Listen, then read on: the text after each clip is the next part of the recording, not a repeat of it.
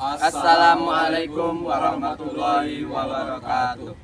Di sini kami dari kelompok 4 akan mempresentasikan hasil kerja kelompok kami. Sebelum itu saya akan memperkenalkan diri kami masing-masing. Saya Christian Papaliana Soming. Saya Samuel Hussein Selain, saya Lim Hernandez. Saya M. Habibur Rahman. Di sini kami akan mempersembahkan atau memperlihatkan hasil kerja kelompok kami yang mengenai materi konsep perubahan sosial. Selamat menonton. Kemarin kan kita diajarin sama Miss Yuan kan soal konsep perubahan sosial. Nah, aku tuh bingung soal pengertian sama ciri-cirinya itu. Ada yang tahu? Perubahan sosial. Iya. Jadi perubahan sosial. Jadi, perubahan sosial adalah perubahan yang terjadi dalam lembaga masyarakat yang mempengaruhi sistem sosialnya, termasuk sikap dan pola perilaku masyarakat. Sistem perubahan sosial adalah perubahan nilai, norma, dan kehidupan masyarakat yang mempengaruhi orang-orang di dalamnya. Adapun ciri-ciri perubahan sosial yakni bersifat universal, yang berarti perubahan sosial itu terjadi dalam semua masyarakat, baik di desa maupun di kota, baik di negara maju maupun berkembang. Selanjutnya, perubahan sosial bersifat dinamis, artinya perubahan sosial itu terus berkembang seiring dengan perkembangan zaman. Yang ketiga, perubahan sosial bersifat relatif, yang berarti suatu perubahan itu bisa dianggap besar di satu masyarakat dan bisa dianggap kecil di masyarakat lain. Yang terakhir, ciri-ciri perubahan sosial yang saling mempengaruhi, yang berarti perubahan di satu bidang kehidupan biasanya menimbulkan perubahan di bidang lain, misalnya perubahan perkembangan teknologi mempengaruhi sistem pendidikan dan ekonomi. Nah, setahu aku tuh kedua itu ada faktor pendorong sama penghambat gitu loh. Ada yang tahu nggak? Faktor-faktor perubahan sosial. Aku ada dan ada catat di sini. Pertama itu faktor pendorong perubahan sosial. Contohnya itu kontak dengan budaya lain, orientasi ke masa depan, sistem pelapisan terbuka, keinginan untuk maju, dan sikap menghargai karya orang lain. Dan ada juga faktor penghambat perubahan sosial. Yang pertama itu kurangnya hubungan dengan masyarakat lain, hambatan ideologis, adanya kepentingan yang tertanam kuat, dan masyarakat yang masih tradisional. Oh, gitu. Kalau yang aku tahu tuh bentuk perubahan sosial itu ada 6. Yang pertama itu perubahan lambat ataupun evolusi. Evolusi itu perubahan yang berlangsung secara bertahap dan membutuhkan waktu yang lama. Contohnya itu seperti sistem transportasi manusia gitu loh. Yang dari awalnya kita menggunakan hewan, sekarang dengan zaman yang sekarang kita itu menggunakan transportasi modern seperti mobil, motor, dan kendaraan lainnya. Yang kedua itu ada perubahan cepat atau revolusi. Perubahan yang memiliki dampak yang besar tapi dengan waktu yang kecil ataupun singkat.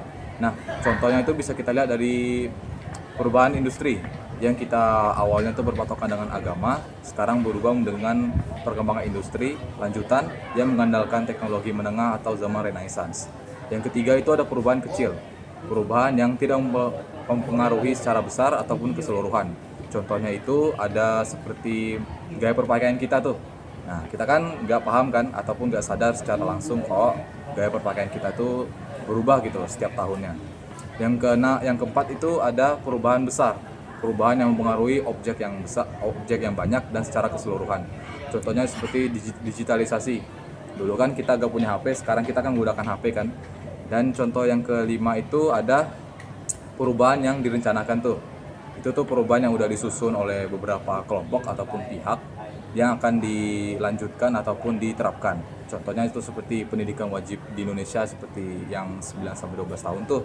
Yang kedua tuh ada perencanaan keluarga berencana, sama yang ketiga tuh pembangunan infrastruktur. Dan yang terakhir itu ada perubahan yang tidak direncanakan. Perubahan yang tidak direncanakan itu seperti COVID. Kita kan nggak memprediksi COVID itu kan kapan terjadi dan kapan berakhirnya. Dan contoh yang lain itu seperti perubahan iklim global. Meskipun kita bisa memprediksi kemungkinan, tetaplah kemungkinan. Jadi kita belum tahu hasilnya. Nah, itu aja sih yang aku tahu. Kalau untuk dampak itunya tuh ada yang tahu nggak?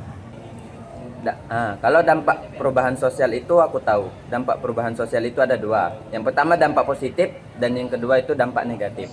Yang pertama dampak positif itu contohnya seperti kemajuan ilmu pengetahuan dan teknologi, meningkatkan kualitas hidup, peluang ekonomi baru, dan modernisasi globalisasi budaya.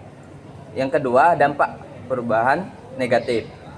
Contohnya disorganisasi sosial, kesenjangan sosial dan ekonomi, krisis identitas, dan degradasi lingkungan. Dengan argumen yang kita bilang tadi, kalau menurut aku ya, kesimpulannya tuh bisa aku bilang kayak intinya masyarakat tidak pernah berhenti berubah gitu. Ia selalu bergerak mengikuti perkembangan waktu, teknologi, dan budaya.